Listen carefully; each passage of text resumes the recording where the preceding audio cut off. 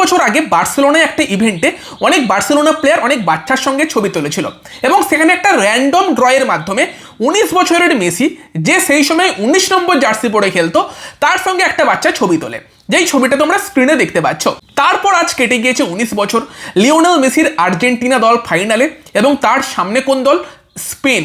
সেই স্পেনে 19 নম্বর জার্সি পরে একটা 19 বছরের বাচ্চা ছেলে খেলছে। সেই হয়তো আর্জেন্টিনার জন্য একটা অন্যতম বড় চ্যালেঞ্জ এবং ম্যাচটাও হতে চলেছে 19 জুলাই। হোয়াট এ কোইন্সিডেন্স, তাই নয়? নমস্কার বন্ধুরা, ওয়েলকাম টু ইউনিকন। তো বন্ধুরা, এই ভিডিওতে আমরা কথা বলবো আর্জেন্টিনা বনাম স্পেন ফাইনাল ম্যাচ নিয়ে। যে কোইন্সিডেন্সটার কথা বললাম সেটা একটু অবাক করা বিষয় না? আর এরকমই অনেক কোইন্সিডেন্স কিন্তু এই স্পেন বনাম আর্জেন্টিনা ম্যাচে আছে, যেটা দেখলে মনে হবে স্ক্রিপ্ট উপরওয়ালা নিজে থেকে লিখেছে। মানে যদিও আমাদের এখানে খেলাটা 20 জুলাই, বাট অ্যাকচুয়ালি 19 জুলাই ইউএসএতে ম্যাচটা হতে চলেছে। আর সেখানে এই যে 19-এর নাম্বারটা এতটা সিগনিফিকেন্স ল্যামিন ইয়ামাল বনাম লিওনেল মেসি সেই যুদ্ধে, সেটাই দেখায় যে কে ভেবেছিল যে ল্যামিন ইয়ামাল যার সঙ্গে মেসি ছবি তুলেছিল, সেই লিওনেল মেসির ওয়ার্ল্ড কাপ জয়ের পথে, সেকেন্ড ওয়ার্ল্ড কাপ জয়ের পথে একটা বড় কাঁটা হয়ে দাঁড়াতে পারে। এবং তারই সঙ্গে সঙ্গে লিওনেল মেসি 10 বছর আগে যেই স্টেডিয়ামে ফাইনাল খেলতে চলেছে, সেই স্টেডিয়ামে 2016 সালে কোপা আমেরিকা ফাইনাল হারের পর নিয়ে নিয়েছিল অবসর, রিটায়ারমেন্ট ঘোষণা করে দিয়েছিল।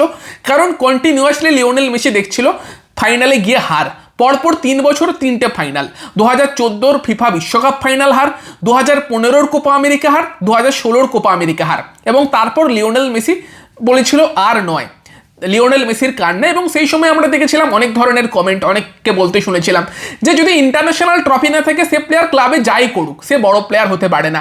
তার নিজের দেশের সমর্থকেরা লিওনেল মেসিকে ক্রিটিসাইজ করেছিল। মারাদোনার মতো একজন বলেছিল যে লিওনেল মেসির মধ্যে কোনো লিডারশিপ কোয়ালিটি নেই। এবং প্রচুর ডাউট কিন্তু লিওনেল মেসিকে করা হয়েছিল যে প্রেশারের সময় লিওনেল মেসি ভেঙে পড়ে, প্রেশার ম্যাচে খেলতে পারে না।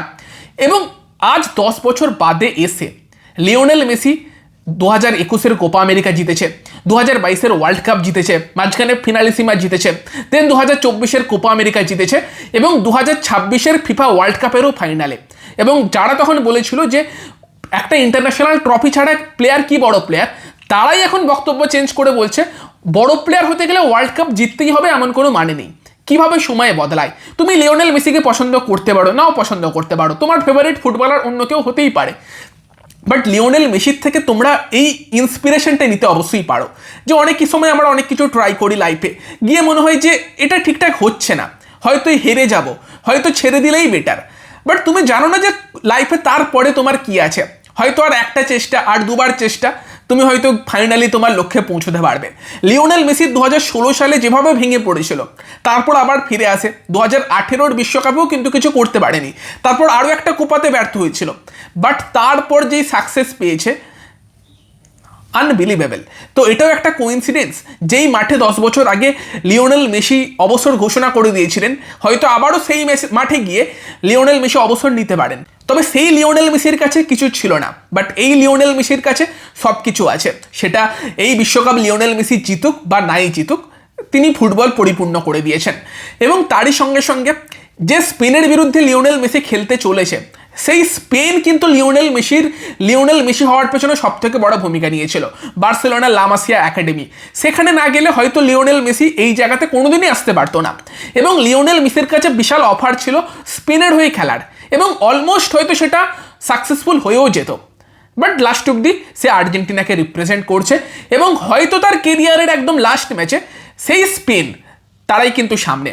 এবং তারই সঙ্গে সঙ্গে আরও একটা বিষয়, ইউরো চ্যাম্পিয়ন স্পেন এবং কোপা চ্যাম্পিয়ন তোমার আর্জেন্টিনা, তারাই কিন্তু ফাইনালে একে অপরের মুখোমুখি হতে চলেছে। এতগুলো কোইন্সিডেন্স এই ফাইনাল ম্যাচটা নিয়ে, একটা অন্য লেভেলের ফাইনাল হতে চলেছে। আমার মতো সমর্থক যারা বার্সেলোনার সমর্থক, তাদের কাছে এই ম্যাচটা একটু টাফ। মানে আমি তো ভাবছিলাম যে খুবই আনন্দের বিষয় একটা, যে আমি যে দুটো দলকে সাপোর্ট করি দুটো দলই ফাইনালে, বাট এখন এটাও কনফিউজিং যে আমি চাই লিওনেল মেসির হাতে বিশ্বকাপটা উঠুক, বাট উল্টো দিকে ল্যামিন ইয়ামাল, কুবার্সি, ড্যানি ওলমো বা পেদ্রির মতো প্লেয়ারদের হারতে দেখলেও খারাপ লাগবে। তো একটুখানি টাফ বিষয়টা, কারণ অবভিয়াসলি সুযোগ বারবার আসে না। যদিও এই স্পেনের জেনারেশনকে দেখলে মনে হতেই পারে তারা আবারও গিয়ে ওয়ার্ল্ড কাপ জিততে পারে, বাট কে বলতে পারে, হয়তো সেই সুযোগ আবার নাও আসতে পারে। তো সেখানে একটু হলেও আমি আর্জেন্টিনা জয় দেখতে চাই, লিওনেল মেসির হাতে আর একটা বিশ্বকাপ উঠুক সেটা দেখতে চাই। বাট এই স্পেন দলটাকে হেট করাও বা তাদের এগেনস্টে তারা হেরে যাক এটা চাওয়া আমার মতো একটা সমর্থকের পক্ষে হয়তো পসিবল না। অনেকের ক্ষেত্রেই হয়তো ব্যাপারটা সেম। মানে আমি ভাবছি যে কিছু সমর্থক আছে যারা যেই দলকেই সাপোর্ট করেছে এই বিশ্বকাপে সেই দলই হেরে গিয়েছে, আর আমি দুটো দলকে সাপোর্ট করেছি, দুটো দলই ফাইনালে, আলাদাই। তো দেখো এগুলোই হচ্ছে এই বিশ্বকাপ ফাইনাল নিয়ে বেশ কিছু বিষয় যেগুলো অনেকটা ইন্টারেস্টিং, এক্সাইটিং। ম্যাচের ব্যাপারে, ম্যাচের অ্যানালিসিস নিয়ে কথা বলতে গেলে এই টাইপের ফাইনাল ম্যাচের কোনো অ্যানালিসিস হয় না। কোন দল জিতবে কোন দল হারবে সেগুলো আগে থেকে বলা সম্ভব নয়, কারণ ফাইনাল ম্যাচে অবভিয়াসলি তুমি কতটা নার্ভ কন্ট্রোল করতে পারছো। অন পেপার অবভিয়াসলি স্পেন এগিয়ে আছে, স্পেন দলের শক্তি অন পেপার বেশি। বাট আগের দিন ইংল্যান্ডের শক্তিও অন পেপার আর্জেন্টিনার থেকে বেশি ছিল। বাট ইংল্যান্ড, যদি আমি আর্জেন্টিনার সমর্থক না হতাম, ইংল্যান্ড সমর্থক হতাম, এবং যদি আমার দল এইভাবে 55 মিনিটের পর থেকে পুরো 10 জন 11 জন নিয়ে ডিফেন্স করতো, করে হেরে যেত, আমার তো ভীষণই খারাপ লাগতো। অ্যাজ এ আর্জেন্টাইন সমর্থক আমি সেটাকে এনজয় করেছি।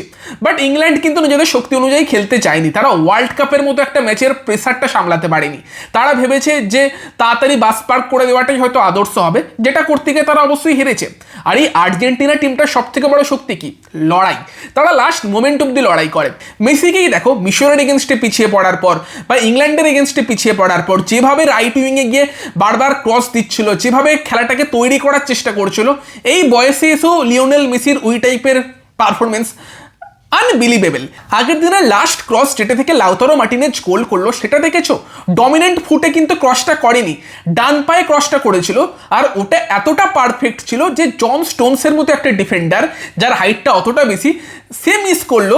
তার তুলনায় হাইটে অনেকটাই ছোট লাউতারো মার্টিনেজ, তার মাথায় গিয়ে পারফেক্টলি পড়লো। কি লেভেলের ক্রস ছিল ওটা, কতটা মেপে করেছিল ক্রসটা, আলাদাই। তো এই যে লিওনেল মেসি একটা ফ্যাক্টর, এবং তার সঙ্গে সঙ্গে আর্জেন্টিনার যে লড়াই করার একটা ব্যাপার, সেটাই আর্জেন্টিনার মতো একটা দলকে ফেভারিট করতে পারে এই ওয়ার্ল্ড কাপ ফাইনাল জয়ের পেছনে। স্পেনের কথা বললে, স্পেন ব্রিলিয়ান্ট, এই ওয়ার্ল্ড কাপের সব থেকে সেরা টিম আমরা স্পেনকে বলতে পারি। স্পেনের মিডফিল্ড ডমিনেট করবে এটা আমরা এক্সপেক্টই করেছিলাম। মানে স্পেনের মিডফিল্ডে পেদ্রির মতো একটা প্লেয়ার জায়গা পাচ্ছে না, এটাই দেখায় যে স্পেনের মিডফিল্ড কেমন খেলছে। রড্রি দুর্দান্ত প্লেয়ার, তবে শেষ দুটো ম্যাচে তার আমরা টপ ফর্মটা আবার দেখতে পাচ্ছি। তারই সঙ্গে ড্যানি ওলমো আলাদাই খেলছে নম্বর 10 হিসেবে, ফাবিয়ান রুইজও ইম্প্যাক্ট দিচ্ছে। উইংয়ের কথা বললে অ্যালেক্স বাইনা কাজ চালিয়ে দিচ্ছে।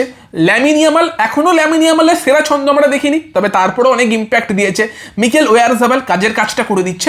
বাট স্পেনের ডিফেন্স এতটা তো এক্সপেক্ট করিনি যতটা স্পেনের ডিফেন্স পারফর্ম করেছে। ভাই ফ্রান্সের ওই টিমটার অ্যাটাকের এগেনস্টে স্পেনের ডিফেন্স যেটা করেছিল, ফ্রান্স একটাও বিগ চান্স ক্রিয়েট করতে পারেনি।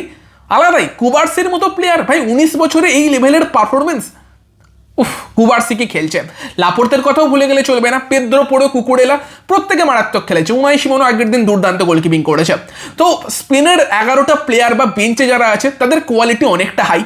আর্জেন্টাইন প্লেয়ারদের তুমি হয়তো কোয়ালিটি বা টেকনিক্যাল এবিলিটি নিয়ে কথা বলতে গেলে হয়তো একটু পিছিয়ে রাখবে। মানে অবভিয়াসলি এনজো, ম্যাকালিস্টার, পারাদেসের মিডফিল্ডের থেকে রড্রি, ফাবিয়ান রুইস এবং ড্যানি ওলমোর মিডফিল্ড সেটা এগিয়ে থাকবে। বাট তার সঙ্গে সঙ্গে আর্জেন্টিনার সঙ্গে যুক্ত করতে হবে আর্জেন্টাইন প্লেয়ারদের যে ফাইটিং স্পিরিট।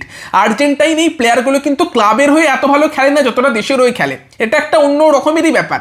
পর্তুগালের প্লেয়ারদের ক্ষেত্রে আমরা দেখেছিলাম তারা ক্লাবের পারফরমেন্স দেশের জার্সিতে দিতে পারছে না। আর্জেন্টাইন প্লেয়ারদের ক্ষেত্রে ব্যাপারটা উল্টো। আর তারই সঙ্গে একটা লিওনেল মেসি ফ্যাক্টর অবশ্যই আছে। 39 বছর বয়সে এসেও লিওনেল মেসি যে ইম্প্যাক্ট দিয়েছে এই ওয়ার্ল্ড কাপে, আলাদা লেভেলের। তো সেখানে ম্যাচে কে জিতবে কে হারবে বলা মুশকিল। ম্যাচের দিন যারা নার্ভ ঠিক রাখতে পারবে তারাই জিতবে, এবং অবভিয়াসলি জয়ও আমাদের হারও আমাদের, সেরকম একটা ফাইনাল হতে চলেছে। বাট এই ফাইনাল কিন্তু অবভিয়াসলি তুমি যতই মুখে বলো যে রিগড, এই চুরি করা এই করা, ইগনোর করতে পারবে না যে এটাই সব থেকে বেস্ট ফাইনাল হওয়ার ছিল। একদিকে সব থেকে বেস্ট টিম, উল্টো দিকে সব থেকে বেশি ফাইট করা টিম, একদিকে ইউরো চ্যাম্পিয়ন, উল্টো দিকে কোপা আমেরিকা চ্যাম্পিয়ন। এর থেকে বেটার ফাইনাল তুমি আর কি এক্সপেক্ট করবে? আর কতগুলো কোইন্সিডেন্স লিওনেল মেসি, ল্যামিন ইয়ামালকে নিয়ে, লিওনেল মেসি স্পেনের এগেনস্টে খেলতে নামছে সেটা নিয়ে। 10 বছর আগে যেই স্টেডিয়ামে মেসি অবসর ঘোষণা করে দিয়েছিল সেই স্টেডিয়ামই আবার হয়তো লাস্ট ম্যাচ খেলতে চলেছে। বাট লিওনেল মেসি ইন্টারন্যাশনাল ফুটবলকে, নিজের কেরিয়ারকে পরিপূর্ণ করে ফেলেছে। What a final! এই ফাইনালটার জন্যই আমরা এখন এক্সাইটেড হয়ে আছি। দেখা যাক লিওনেল মেসি কি কি অ্যাওয়ার্ড পায়। গোল্ডেন বলটা আই থিঙ্ক আবারও আসছে, গোল্ডেন বুট আসবে কিনা সেটা দেখার বিষয় থাকবে, কারণ এমবাপে আবারও খেলতে নামছে আজকে ইংল্যান্ডের এগেনস্টে, সেখানে এমবাপে গোল করছে কিনা সেই সব ব্যাপারগুলো অবশ্যই আছে। বাট অবভিয়াসলি এরকম একটা ফাইনাল দেখার জন্য এক্সাইটেড তো আছি। খারাপও লাগছে যে একটা দল হারবে, আবার ভালোও লাগছে যে পছন্দের কোনো দলের হাতে ট্রফিটা উঠবে। তোমাদের কি মতামত কমেন্টে জানিও। ভিডিওটা ভালো লাগলে ভিডিওটাকে লাইক করে দিও, শেয়ার করে দিও। আমাদের চ্যানেলে প্রথমবার এলে আমাদের চ্যানেলটিকে সাবস্ক্রাইব করে তার পাশের বেল আইকনটাকে অন করে দিও। তো চলো গাইস, এই ভিডিওতে এই পর্যন্তই। Bye bye.